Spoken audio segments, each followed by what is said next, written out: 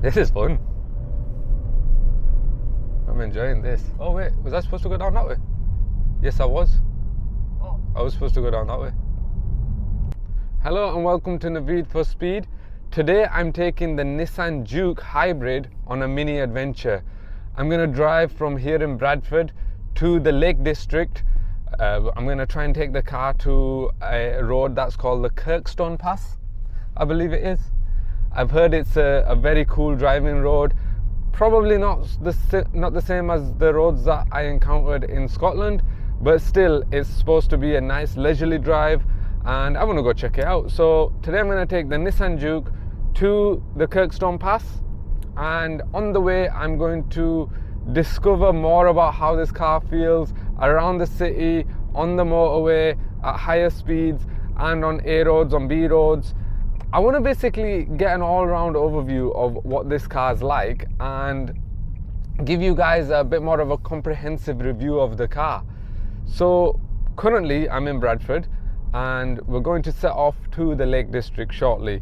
But before we do, because this is a mini adventure, a mini road trip if you will, I need to stop for some road trip snacks. So right now I'm currently headed towards Morrison's and I'm gonna get some snacks for the journey and hopefully have a nice day out. Around the city currently, or at least around these residential streets, the Nissan Juke is easy. I feel like it's so easy to drive. You just get in and you just go. It starts off on electric mode, and once you put a bit more accelerator on, or you get a bit higher into the speed, it engages the internal combustion engine, the petrol engine, which not only powers the wheels, it also acts as a generator for the electric motor.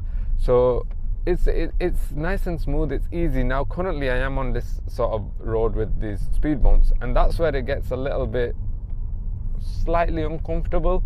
The ride is a little bit more bumpy. I mean, I know we're going over bumps, but it just seems a little bit less comfortable over those bumps. But otherwise it's nice and easy. We've just come up to a junction here and we're gonna wait till it's safe to move off, and you'll be able to see that because of the hybrid power you can just set off with ease.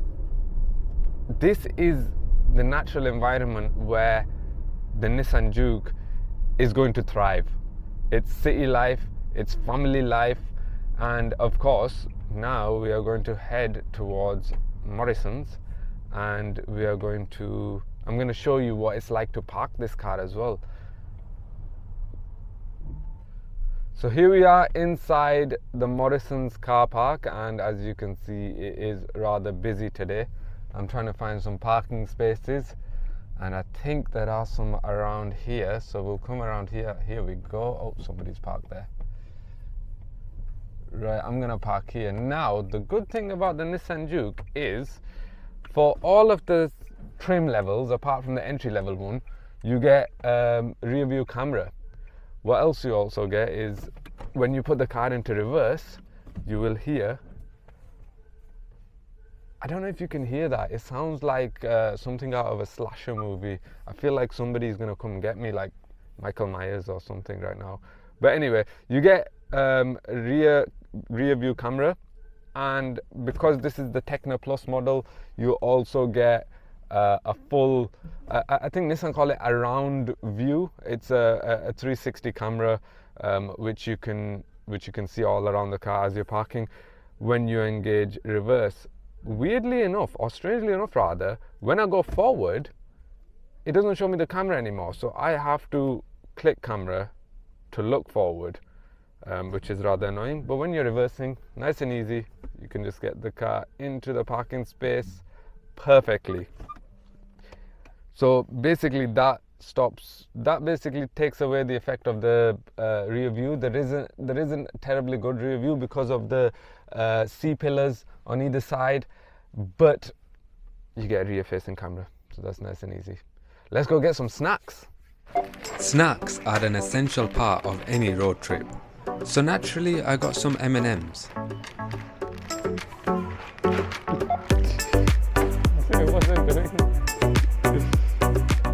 once you get back to the car, got my hands full, but the car will unlock itself. It's pretty cool. Anyway, let's go.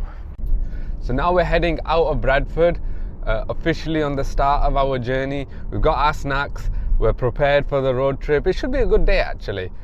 But I do want to mention some of the sort of things that I've encountered whilst driving this car in the last few days. And one of those is actually the CVT gearbox, which actually has 4 gears for the petrol engine and 2 gears for the electric motor. But because it's a CVT gearbox, it's essentially got almost unlimited numbers of gear ratios, and you'll find that the car, oh, there's another one. Hey! I didn't expect to see another blue Juke. I mean, the Juke is quite a common car, but it's basically the same as this that was. So that's pretty cool.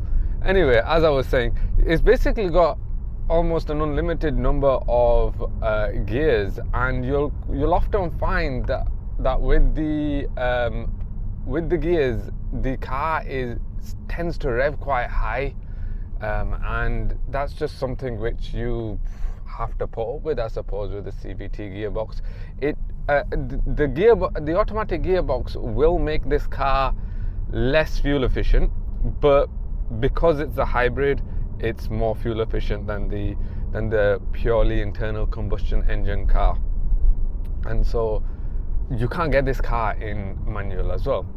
Another thing which I've found, amongst many little things that I found with this car, is this sun visor. This sun visor is pretty cool. I like the size of it. It's actually really wide. It's like a hand's width wide, and it really blocks out the sun pretty well. But then again, I found that the windscreen itself is, I mean, I already mentioned in the back, you don't get great amounts of visibility, but it's enough to get you by, basically. In the front, however, you get a decent seating position. You're high up, you can see the road ahead. But what I found is, especially with this wing mirror and this A-pillar, is when I'm sat at a set of traffic lights, sometimes I can't even see the traffic lights. So I feel like the visibility for the front windscreen can be a little bit better, especially since the infotainment screen is here and the interior mirror is here, and you only get like a hand span of width, basically, or height, in which you can see through. So I feel like that could have been a little bit better. Another thing that I found, today's a nice day. Fingers crossed it doesn't rain, because it is forecasted to rain. But another thing that I found is that in rain or in darkness, at night, the traffic sign recognition system isn't terribly the best. I was on a motorway, and the car still believed that it was 30 mile an hour speed limit. There's times when I've actually driven past signs which clearly say 30 mile an hour or 20 mile an hour, and the car's not picked those up. So I feel like that could be improved, right? And also the windscreen wiper, I quite like the fact that the windscreen wiper has several different settings, and the first setting is actually an automatic setting, so it senses how much rain is falling on your windscreen, and based on that it will change the speed of the windscreen wipers. But I found that even still it doesn't actually match how much it's raining. I often had to manually use the windscreen wipers or change it to a continuous speed, because my windscreen was just getting full of water, and then really slowly the windscreen wiper would come on. So again, I think that could be improved. Hopefully we don't get any rain today, but if we do, I'll show you that. And of course, I like the rear privacy glass. It's got tinted windows in the back, and it's got this auto dimming mirror. So quite a few things which are quite convenient, and I'll go into further detail about some of the safety features of the car as we get further in the journey. But so far I'm liking it. It's not anywhere near some of the more premium brands, and of course the price point is a lot less than those as well, so you're getting what you pay for. But I feel like Nissan have done really well to package a lot of things together into a rather affordable car. But like I say, it's nowhere near the premium brands, and definitely nowhere near the German brands as well, particularly when it comes to stuff like the Android Auto. I just tried to connect the Android Auto for the first time, and I found that I can't actually see my maps on the interior screen when I've got my directions on. The connecting the phone with Bluetooth only allows you to play your music or to take phone calls. I think you might be able to see text messages, but I'm not really that popular, so I haven't received any text messages yet. But we'll see throughout the journey. Let's see. I'm excited. It should be a good day. Let's continue. So we're heading further and further towards the Yorkshire Dales. We're gonna pass the Yorkshire Dales to head to the Lake District. And as you can see, not only are the rain clouds coming, but the rain is actually here. And that's not good news, because I actually wanted it to be good weather today. As you can see, the thing I mentioned about the windscreen wipers, it's not so prominent when you're driving at higher speeds. This is a 70-mile-an-hour road, and I'm currently driving around 68 mile an hour. So it's not that prominent when there's more rain hitting the windscreen, but there you go, you can just see the windscreen wipers have just gone faster. The reason why I wanted to make this video is to help you understand and help you to see the I was going to say Cupra Formentor. That was my last video. If you've not watched the Cupra Formentor video, click the link up here. The reason why I wanted to make this video is I wanted you to see more of the Nissan Qashqai in essentially more, not Qashqai, what is wrong with me? The Nissan Juke Hybrid in more real world scenarios essentially. So what's it like in the city? What's it like in the rain? What's it like on an A road or a B road? So that's the reason why I wanted to make this video, and I'm gonna mention about fuel economy. So as I've been driving this car for the last couple of days, I've got not as good fuel economy as quoted. So this car should do around 56 miles per gallon combined, and around the city I was getting around the early 40s. So as I do this journey, and I'm going to be on more of a variety of roads, when I get to the other end, I will tell you what sort of fuel economy I get as well. So that'll be interesting to know. Also, the cruise control. Now the cruise control is actually very good. I'm really impressed. You can set the speed as a limiter, just like you could do in most cars, but you can also set the adaptive cruise control, and it has quite a lot of essentially autonomous tech. The steering wheel will keep you in the lanes. The adaptive cruise control will sense the car in front and slow down based on that. It's very safe, this car. And if you haven't seen my review video, I'll go through how safe exactly. My camera's just flown about. If you haven't seen how safe this car is, I mentioned it in my review video. So again, if you haven't seen that video, make sure you click the link in this up here that's going to pop up. And in that video, I mentioned some of the things that I like about this car and some of the things that I'm not so keen on. So yeah, but in this video, we are currently exploring the car in greater detail in real world scenarios, and of course, it's not just about the car, it's about the Kirkstone Pass as well. Let's go see what it's like. So now we're on a bit more twisty, bendy roads, and so I thought I'd talk a little bit about the driving dynamics of this car. What I have found is that on the turns like this, the steering is actually pretty good. I thought it's nice and light. So around the city especially, the steering easy. To park, it's a breeze. And on the twisty, bendy roads like this, it means that although you don't get a lot of feedback, it is easy to maneuver the car. There's not a lot of roll as well, which is good. I thought a car being so high up would have, I mean, it's not that high up, it's more of a crossover SUV, but I thought it would have a little bit more body roll, but it actually does really well to keep itself flat. So it disguised itself really well as a bit of a sporty car, but it's not really sporty. I want to talk a little bit about refinement as well. So driving along, I can hear a lot of road noise on the tire. The tires are 19 inches, so that might have something to do with the road noise and essentially the ride comfort. You can also get the Nissan Hybrid Juke in 17-inch alloys, but because this is the Techno Plus model, you get it with 19-inch alloys. And I can certainly hear a lot of road noise. Nissan say that this car makes 69 decibels of sound. I don't know if that's a lot or not, but I can certainly always hear the road noise. Wind noise, I can't hear so much. Even despite having these large wing mirrors, I can't. It's only once you start to pick up the speed, as we're going up to close to 60 miles an hour now, I can hear that wind noise. Actually quite prominently I can hear that wind noise. But in the lower speeds you can't hear wind noise anyway. But there's always the presence of the tire noise on the road. So that's something that's worth noting about.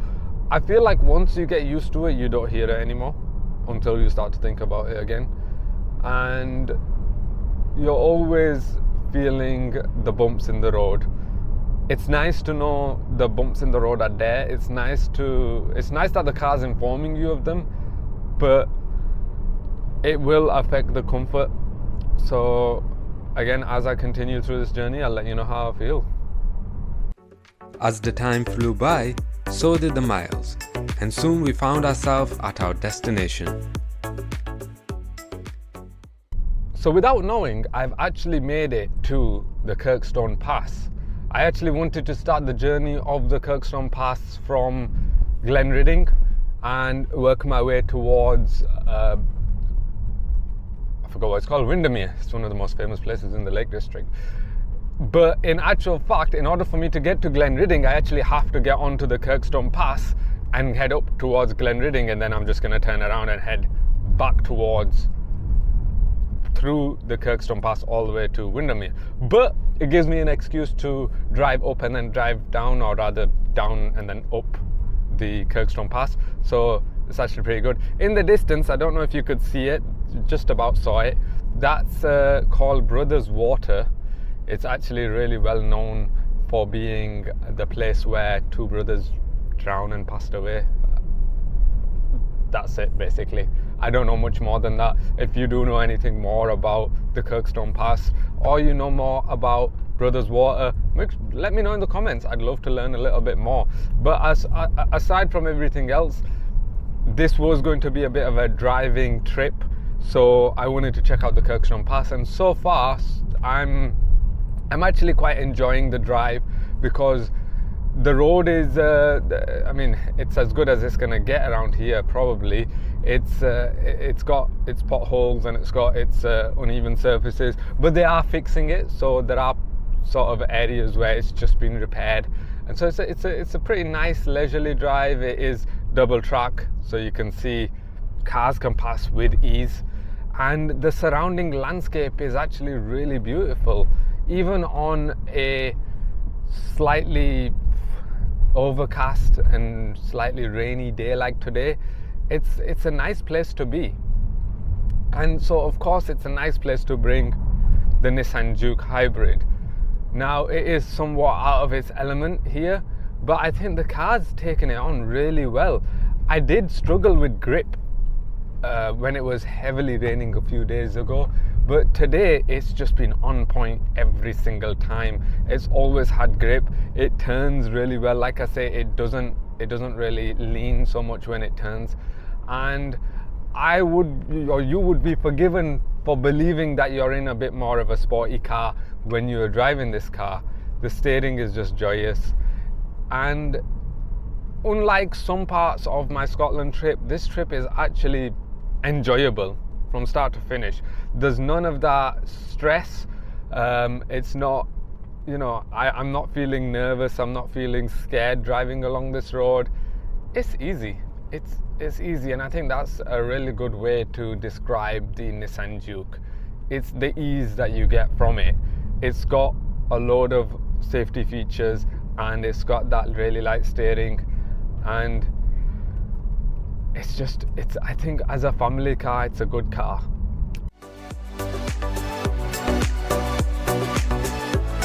The entire journey was fun, comfortable, and despite the weather, easy. I suppose that sums up the Nissan Juke Hybrid really well. A great family car that can push on further if that's what's required.